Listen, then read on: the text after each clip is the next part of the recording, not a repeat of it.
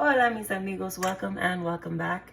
Today I'm going to be making a mussels dish that is an absolute showstopper, but it's also really easy to make, so let's make it!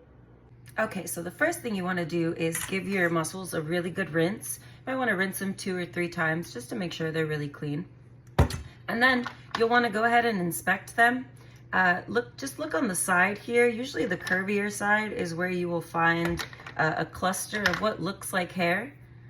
Right here you can see it. Very tiny, but this is what they use to tether in the ocean to hang. So you definitely want to take all those out.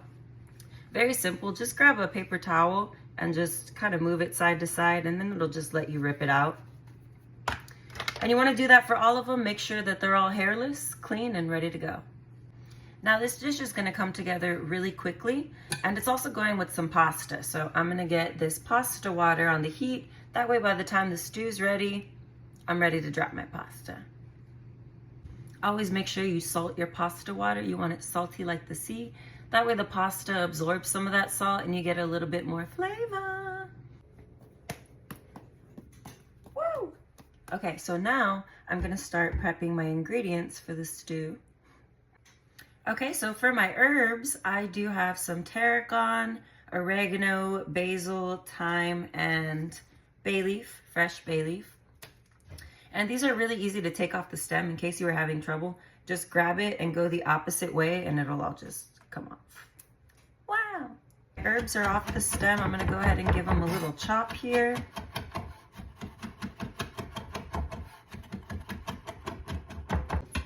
Okay, herbs are chopped up. Now I'm going to cut down a couple of Roma tomatoes. You can use whatever kind of tomato you want. Romas are not the best, but they are by far the cheapest. So you can also use diced tomatoes if you prefer, if you want to save yourself a little time on the knife work. No one will know. I'm going to cut these tomatoes down into small chunks. That way they cook down a little bit easier. The easiest and fastest way to dice this tomato is just to cut off the stem, cut it right down the middle. You can place it on the cutting board as such, and then just cut right in half, run your knife through it. Then you can take one part of it and just cut it into straws, and then flip it around, and then hit it with the knife the other way, and then you've got a perfect little dice.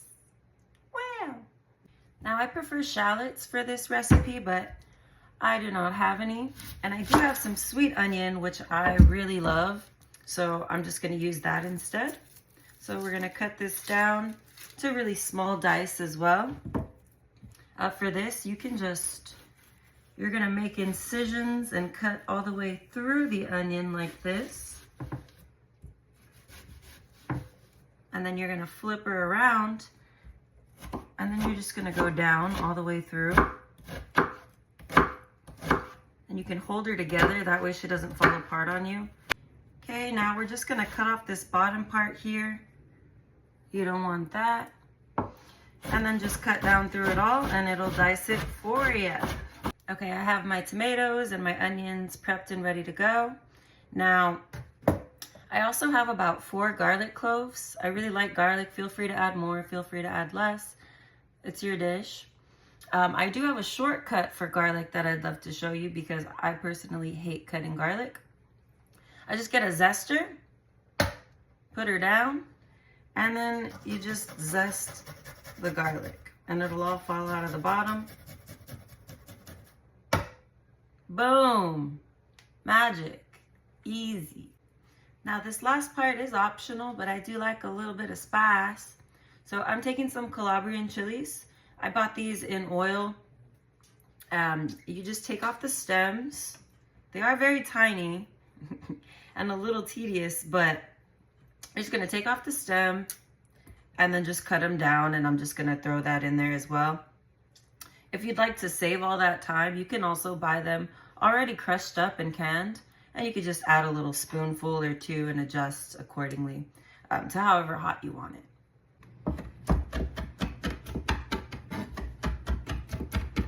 Okay, it's time to get to cooking. Now, I'm an avocado oil girl myself, so I'm just gonna add a little bit here to the bottom of my pan. You can use whatever oil you'd like, olive oil, whatever floats your boat. I started my pan off at a good medium heat. She seems like she's ready to go. So I'm gonna add in my onion. Oh yeah.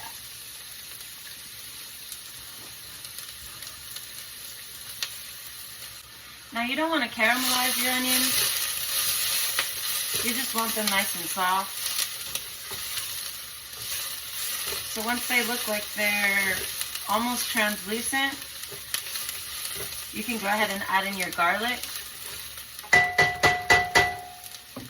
Now I did grate my garlic up. If you are going to do that, do remember that since it's so much smaller than what cut garlic would be, it's going to cook that much faster. So I'm going to add her in. I'm going to move her around a little bit. Just let her get slightly toasted. You do not want to burn her. People will know. Now I'm going to go in immediately with some tomatoes. Since there's moisture in the tomatoes, it's going to stop the cooking of the garlic, so you don't have to worry about burning her anymore.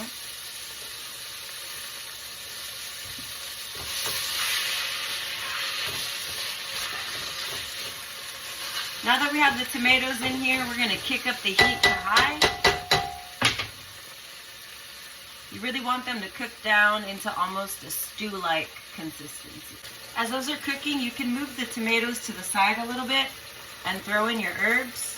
You want to toast them up a little bit, that way they release a little bit more flavor.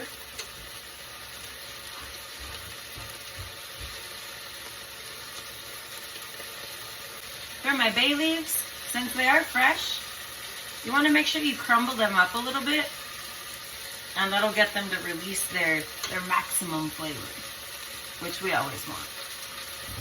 I move those herbs around. You also don't want those guys to get too toasty. We do have her on high. I'm going to go ahead and incorporate them with everything else.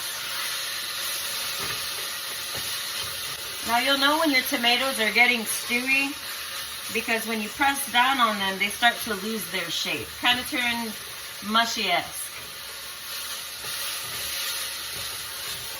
And once we hit that point, we're going to quickly go in with some white wine.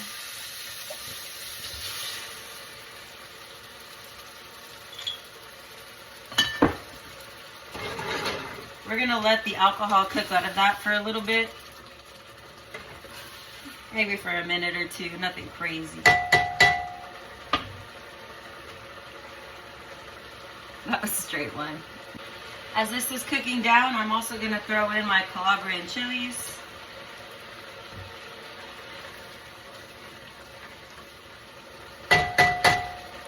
Okay, it's been about a minute and a half.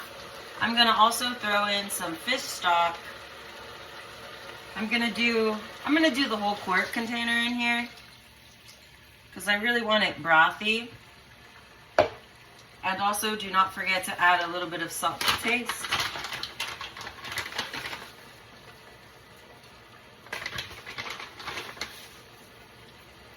I'm also going to go in with a little bit of lemon juice. And you want to make sure that you're tasting your food as you make it. That way, if you need more salt, you can adjust it. And it's always good to add salt in the beginning so that it can cook down and you're not just trying to add a bunch at the end to try to make up for it. That's quite nice. Now I'm back at a rolling boil here after putting my stock in. I'm going to lower her down to a medium heat, and I'm going to throw my mussels in. I'm going to have a little taste of my broth here, make sure that she's tasting good before I throw all my mussels in there. Oh yeah, she's ready. All right, I have my clean mussels here. I'm just going to drop them in here. And I'm going to drop the bowl right on top. Now, you want to let these cook down. They really only need a couple of minutes, and you'll know they're done because they'll start opening up. And once they're all open, you're ready to serve, ready to go. Now that my mussels are working, I'm going to go ahead and get my pasta going. I do have bucatini here. You can use whatever pasta you want. This is fresh bucatini pasta, so it's only going to take me a couple of minutes to cook. But just follow the directions for whatever pasta you choose and you'll be Gucci. Okay, it's been a couple minutes. I'm gonna take the lid off of my mussels here. Careful, it is hot. Ooh, it looks like they are ready to go. I'm gonna kill the heat. My pasta should be good. Let me serve her up and I'll be right back. I'm going to plate my pasta first. Whoop. Then we're going right in with our mussels. Ooh.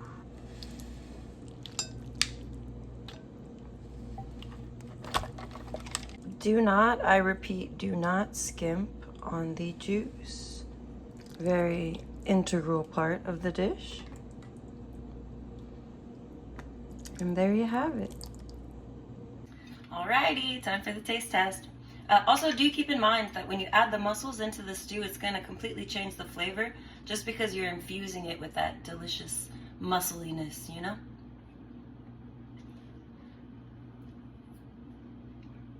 Oh, that's really nice. That's lovely. I hope you guys try this. Make it for your friends. Make them all jealous and let me know what you think. A mis amigos, buen provecho y hasta luego.